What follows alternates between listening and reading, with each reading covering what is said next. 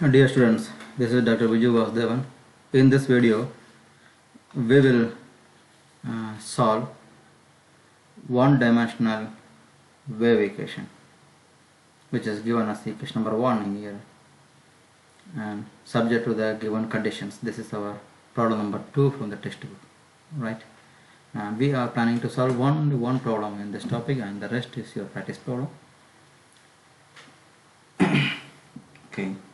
Here, this for a one-dimensional wave equation, the u, which is a function of x and t, u is a function of x and t,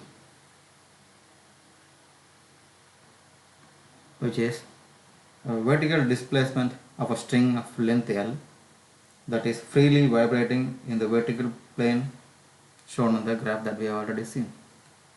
Okay. We are about to solve this problem to find the displacement u at any distance x for any given time t. Okay, under the given initial conditions. Here these two are initial condition and these two are boundary condition. I'm sorry, these two are boundary condition. X equal to 0, x is equal to L on the boundary, isn't it? Boundary condition. Initial condition, when time is 0, initial displacement is 0, initial velocity is given as a function. So they are initial conditions. So we got two initial conditions and two boundary conditions to solve this problem, isn't it? And the first step, we assume u is the product of x and t, where x is a function of small x and t is a function of small t. So x is the product, u is the product of x and t, then the derivatives of u with respect to x and second derivative of u with respect to x. The same for u with respect to t, and second derivative of u with respect to t have been found. Now we got to use all these results in equation number 1. Therefore, equation number 1 turns to this form: a square into x double dash t, that is equal to x times t double prime, isn't it? Now when you simplify this one, taking x to the left and right, t and constants to the right, you get this form. And now we take it equal to negative lambda, which is our assumption. Then the first, when you compare the first and the last term, you get this term, and second and the last term you get the second difference. So we get two differential equations, which are ordinary differential equations with the constant coefficients, isn't it? We are getting these two differential equations from the given partial differential equation. Now the purpose of this problem is to solve these two, to find the solution of this x and t, and then write in u. Okay, that's our plan. And remember, we are supposed to use these boundary conditions here. Now we are going to use the boundary conditions to check whether we can get some boundary condition for this second order ordinary differential equations. So boundary condition 1 says u of 0 comma t is 0, and second condition u of L comma t is 0. We are going to use them to get some new outputs here. Okay, let me try. Boundary condition 1 gives u of 0 comma t is 0, but we know u is the product of x and t. So x of, here x is 0, so x of 0 and t of t is equal to 0. We know t of t cannot be 0, time is greater than 0, so it should be function greater than 0. X is 0, this will be the product of these two terms will be 0. This implies x of 0 is 0. So this is the first boundary condition for this second order differential equation. What is second boundary condition? BC2 gives u of L comma t is equal to 0, and the u of L comma t can be written as x of L and t of t, which is 0. So t of t non-zero, therefore only x of L should be 0. Now you see, by using these two boundary conditions, this differential equation becomes a Sturm-Liouville problem, a Sturm-Liouville boundary value problem. So we have to address this problem for three different cases of lambda. Lambda is negative, lambda is 0, and lambda is positive. That's what our work. And depending on the case, we will choose the solution for t. Okay, let's go ahead to find the solutions for the Sturm-Liouville problem. This will be a Sturm-Liouville problem when you write all this together. What is it? X double prime plus lambda x is equal to 0, x of 0 is 0, and x of L is equal to 0. Another, on the other side we get t double prime plus lambda a square t is equal to 0. Second order differential equation, which is not term liable because there is no boundary condition here. Okay, let's try here to solve this one. When lambda is negative, let lambda is equal to minus mu square. This is our regular practice, so you must know what we are going to proceed. When you substitute lambda is negative square in this equation, call it equation number 2. Let this be equation number 3. We give numbers. Therefore equation number 2 gives you x double prime minus mu square x is equal to 0. The solution of this kind of differential equation is, we have already discussed, isn't it? You can write this one, m square minus mu square is equal to 0, so m square is equal to mu square. You can write m is equal to plus or minus mu. Therefore the solution x is equal to c1 into e raised to minus mu x plus c2 into e raised to mu positive mu x. You can write either m1 is positive mu or negative, it doesn't matter. Okay, and here we gotta find the c1 c2 by using boundary conditions. See, we will find the solution of t as well. Okay, let us find the solution of t for this case. What is the solution of t in this case? So when you take this one, m square plus lambda a square m is equal to lambda a square is equal to 0, you get m square is equal to negative lambda a square. But lambda has been assumed to be let it be lambda, or lambda has been assumed to be negative mu square, isn't it? Negative mu square. No, let's do one thing. Let's find this t after finalizing the solution of x. If there is any non-zero solution for x, then for the corresponding case of lambda we will find solution of t. Otherwise no need. Okay, you can write this one. This is lambda a square t. Okay, let it be as it is. T is waiting there. So now let's find the solution for this case.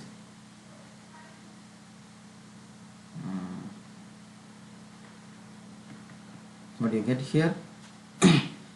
X of 0 is 0. First boundary condition gives what? X of 0 is 0. So right hand side it is 0. X of 0, substitute x equal to 0. E power 0 is 1. So c1 plus c2 is 0. And x of L is equal to 0.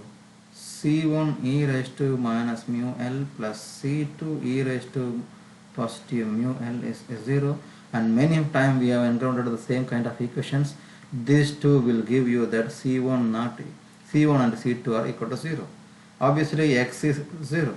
When you substitute c1 and c2 are 0 in this equation, your solution x will be 0.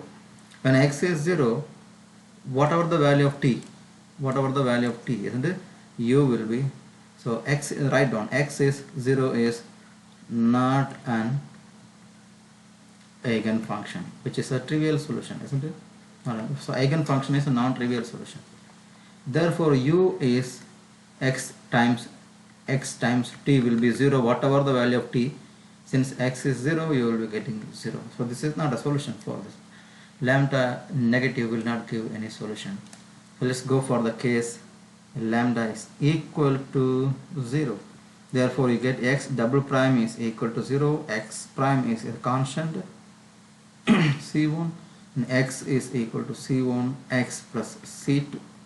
Now first condition, x of 0, boundary condition 1 gives x of 0 is 0, that is 0 in the left side. c1 times 0 plus c2 will give you c2 is 0. Now second boundary condition 2 gives x of L is equal to 0. X of L, c1 L plus c2. Already c2 is 0. We know c2 is 0, so c1 L is 0. L is non-zero, obviously c1 should be 0. So c1 c2 are 0. then we get x. When you substitute the values of C1 and C2 here in x, in this equation x, you get x is equal to 0, not an eigenfunction, not an eigenfunction. Therefore u is equal to x times t will be 0. Again a trivial solution we are getting, isn't it? Now the case 3, we are moving towards the case 3. Lambda is positive, lambda is positive. So let mu square is equal to lambda. Therefore the second order differential equation will be x double dash plus mu square x is equal to 0. And the solution of this kind of problem is known. Many times we discussed x is equal to let it be C1, no sure. We can take a different constant, C4, C5, no, sure. C1 cosine mu x plus C2 sine mu x. What else? And the first boundary condition x of 0 is 0 gives cosine 0 is 1, sine 0 is 0, left hand side is 0 because x is 0. C1 cosine 0 is C1 is 1, isn't it? C1 and times 1 is 0, C2 is, this part is 0 obviously, C1 is 0. Again, whether this is also giving you a trivial solution. Let's try second boundary condition. X of L is 0, boundary condition 2. So x of L is 0, the left hand side is x is 0, C1 cosine mu L plus C2 sine mu L, but we know C1 is 0, therefore this term will be 0. This gives C1 sine, C2 sine mu L is 0. Okay, there is a chance we can get C2 as non-zero. If this term is 0, then C2 can be non-zero. If C2 is non-zero, gives sine mu L should be 0. If you want constant to be non-zero, then sine should be 0. Then mu L is equal to n pi and mu is equal to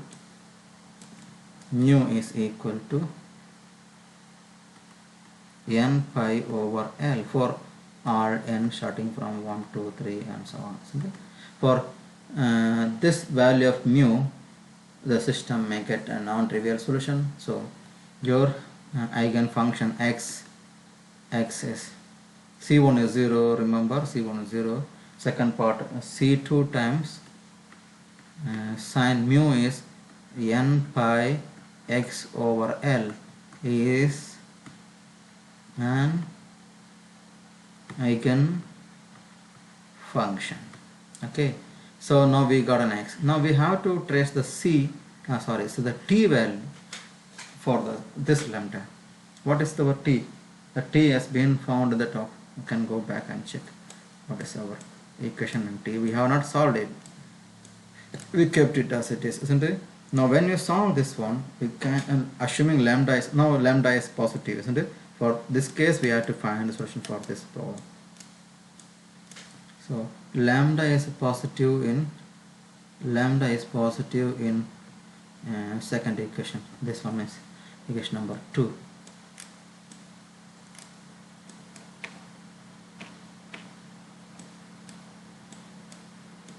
In this equation number 3, isn't it? In equation number 3,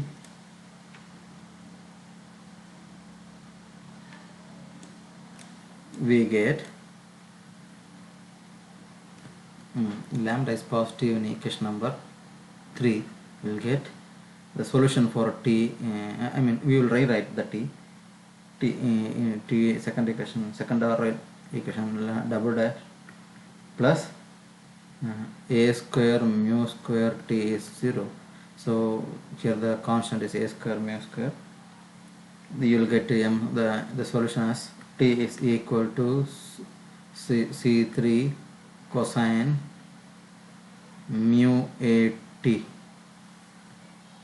plus C4 sine mu a t. This will be a t value, isn't it? There is no boundary condition to find the values of C3 and C4. Let those constant be there.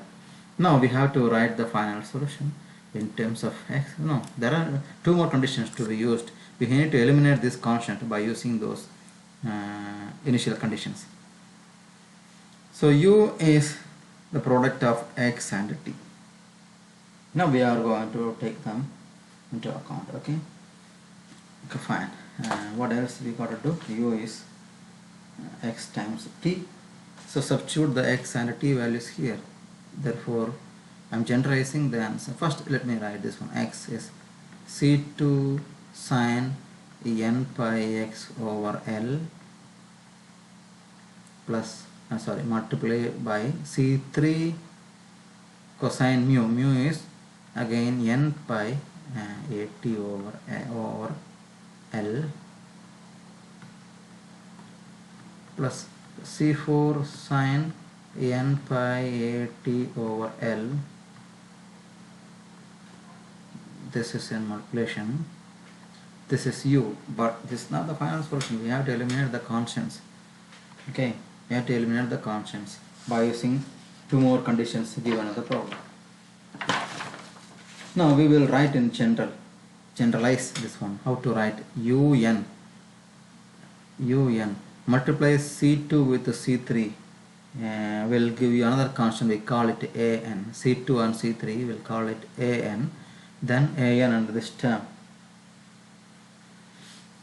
And this term you can write. We can write it later on. I just I just bring these two constants together and write down cosine n pi at over L plus the C2 with the C4. We call it Bn, another constant, sine n pi at over L, isn't it? Now outside the function is remaining. What is it without the constant now? Sine n pi x over L. Okay. What we are going to do is to eliminate the constants a and b n by using the initial conditions given to us. Initial displacement is 0 and initial velocity is given as a function in the given problem, right? Okay. What is the next step? Yes, writing by using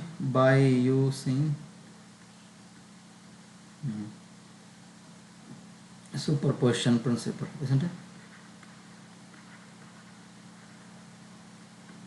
Principle. This is true for all n's. N equal to 1, 2, 3. So we will write general solution u function of x t as the summation of all the n from 1 to infinity, isn't it? An this time an cosine n pi at over L plus bn sine n pi at over L multiplied by sine n pi x over L. Now initial condition 1. We are going to use initial condition 1. What is it? Initial condition 1. U of x comma 0 is 0. This is actually our final solution. This is called equation number 4. But here we want to eliminate the an and the bn. This is bn. When you find the particular values of these constants, you are done, because you are going to find the displacement u. That is our question. We have almost reached the solution, but we have to eliminate these two constants by using two more initial conditions given in the problem. U of x comma 0 is 0. It gives t. Substitute t equal to 0 in equation number 4 gives what? 4 gives what? Check it clearly. T is 0. There is no t in the sine function. T is available only in these two terms. When t is 0, cosine term will be 1, sine term will be 0. So what we get is include the summation. Just these two products should be 0. Then summation will be 0.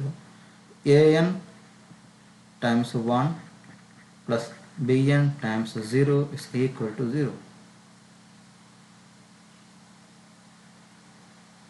isn't it? Because what you doing is t is equal to, you are putting t equal to 0 in this equation. Are you getting this one? This term will be cosine 0, which will be 1a, and this term will be sine 0, which will be here. Okay, there will be, we missed one part here. Outside there will be a term which is sine n pi x over L, which is equal to 0. Now this term is 0, an and this part is 0. If sine n pi x L is non-zero, then we need to conclude that an is 0, because the x is not fixed. X, there is a variable x. If that is non-zero, we can fix an as 0, since sine n pi x over L is non-zero.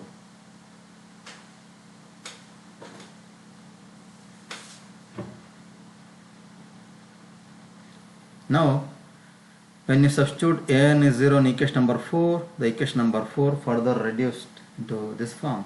Okay, an is 0 in equation number 4 gives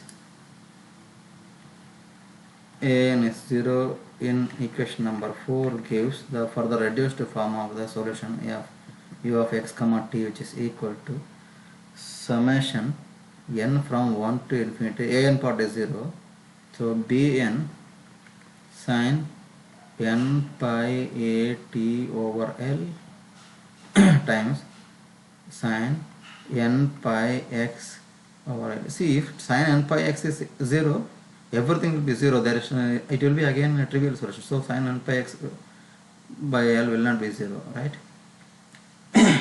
Now call this equation number 5. One more constant remains. If you find bn using second initial condition, you are done. Okay. Now second initial condition, what is it? Initial condition 2. Initial condition 2 gives ut. It means derivation of u. Velocity, initial velocity is x times L minus x. This is our second condition. Now we want u derivation of this function with respect to t, isn't it? So we are going to differentiate it. Therefore differentiate 5 with respect to t on both the sides. Write down. Differentiate equation number 5 with respect to t on both sides partially, which is another variable is considered to be constant, isn't it? So left hand side is u of t comma x comma t of x comma 0, that becomes x times L minus x. And the right side, what happens? Summation remains there. When you differentiate the function with respect to t, this function sine becomes cosine, so bn remains there.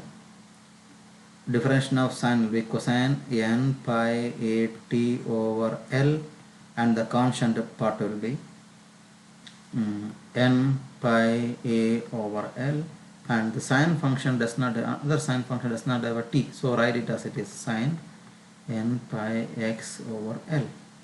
This is our equation number 6.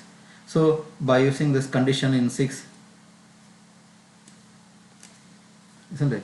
Initial condition 2 in 6 gives the left hand side will become x times L minus x, and substitute t equal to 0 here in this equation. Cosine 0 will be 1, there is no other t. Gets you summation n from 1 to infinity. There is a bn. Cosine 0 will be 1, n pi a over L sine n pi x over L. Now if you ignore this constant and just check this series, this is half range sine series. Now for this is the coefficient of the half range sine series, isn't it? Now write down which is a half range sine series. If you find this constant, you are done now. Which is a half range sine series of the function x times L minus x in the interval 0 to L. Okay, so we have to find by using the formula of Fourier half range sine series. This entire constant will be called small bn of the small b. This entire constant is called small bn, isn't it, of the half range Fourier series. What is the formula of small bn? The formula of small bn for half range series: bn is equal to 2 over L integral 0 to L f of x sine n pi x over L dx. So our bn is this entire constant, isn't it? So write this constant on the left side, capital bn, n pi a over L in the left side, the right side again 2 over L 0 to L. F of x is x times L minus x sine n pi x over L dx. Further, you have to apply the concept of integration by parts to find the solution of this one. I'm not solving that way. Let me check this. Okay. If you want, I will show you how to integrate this one, but I think we have solved it many times. But it's okay. This side I will apply the concept and I will write you. What is your u? U is x times L minus x. Can multiply x L minus x square. So u prime is L minus 2x. U double prime is minus 2. And u triple prime is 0. First derivatives are done, isn't it? Obviously, what is v? See, I am going to use this formula, integration by parts, integral u v dx. This is good when the choice of u is an algebraic function and the other part is sine or exponential. U v1 minus u double prime v2 plus u triple prime u prime u double prime here u double prime v3 and minus u triple prime v4, but this part is 0, isn't it? So v1 v2 v3. V is sine n pi x over L. So when you integrate this one, v1 becomes minus cosine n pi x over L whole divided by n pi by L, and v2 becomes minus sine n pi x over L divided by n square pi square over L square. We are integrating continuously. So what is v3? v3 will be positive cosine n pi x over L. Integration now sine is negative cosine, so again negative here. N cube pi cube over L cube in the division, isn't it? So we have to substitute all the terms in this equation, and you have to substitute in this formula to find out the output of the integration, isn't it? It will be looking like let me go a little bit downwards. The left hand side you will find bn n pi a over L. The right answer is 2 over L. 2 over L remains. Now the output of the integration will be first minus x times L minus x into cosine n pi x over L whole divided by n pi over L.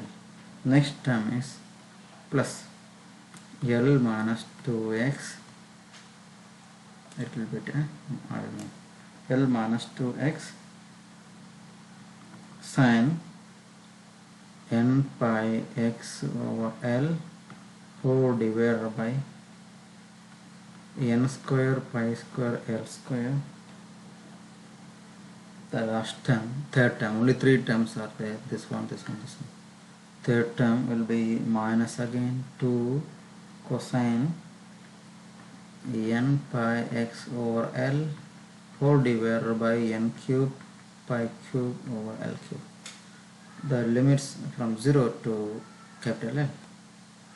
Now substitute the upper limit. You will find 2L over L is outside. You will find L minus x. L minus L will be 0. First term will be 0. Second term again sin x here, x over x will be L. L over L be cancelled. So sin np is 0. Second term will be 0. Third term, when you cancel x and L, x it becomes L when you substitute the upper limit. So it will be cosine n pi. Cosine n pi is, we know cosine n pi, minus 1 to the power n divided by n cube pi cube over L cube. This is for upper limit. Minus lower limit. Take x equal to 0, this will be 0. X equal to 0, sine will be 0. 2 times 0 minus again x equal to 0, cosine will be 1. So this will be minus 2 over n cube pi cube over L cube. That's done. Now simplify further. The left hand side bn. Left hand side what we have is bn n pi a over L, which is equal to 2 over L. And simplify this one. The common denominator is isn't it? So you can take 2 outside. L cube in the denominator will go to the top, n cube pi cube, and here there is the first term. Take 2 outside. Is it negative 2 or positive 2? Negative and negative, this will be positive 2. So it will be positive 1 here. 1.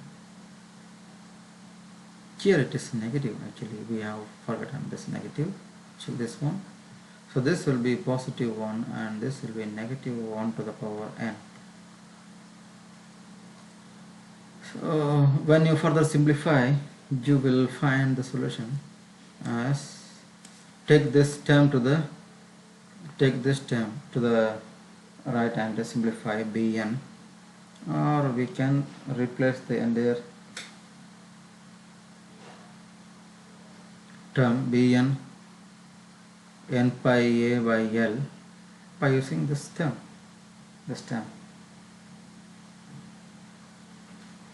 So this is equation number 7. Using equation number 7, in which equation? Where did we stop? Okay, we have to find the value of only bn. In u, we had to substitute the v here. Substitute the only bn value, not bn times the constant, isn't it? So this is our equation number 5. Here we need the value of only bn, not all the terms in the equation. Okay, we have to find bn from here and substitute in equation number. So bn, simplify this term to the right, this term to the right, isn't it? It will move. L and L can be cancelled, isn't it? So what you get is this 2 will be 4 L cube. This n pi a joins the denominator. So there is a n cube n raised to 4 pi raised to 4 into 1 minus 1 to the power n. Still we can check for negative values of 1 and the positive values. That's not the purpose, leave it. So this is equation number 8. Using 8 in equation number 5, you will get the final answer. Using 8 in equation number 5, we get the conclusion, which is u of x comma t is summation n from 1 to infinity. Thus bn is 4 L cubed over a n raised to 4 pi raised to 4 into 1 minus 1 to the power n into sine n pi a t over L times sine n pi x over L. That's the end. That's the end of this problem, and let's go to the week 5 chapter, the next video. Thank you very much.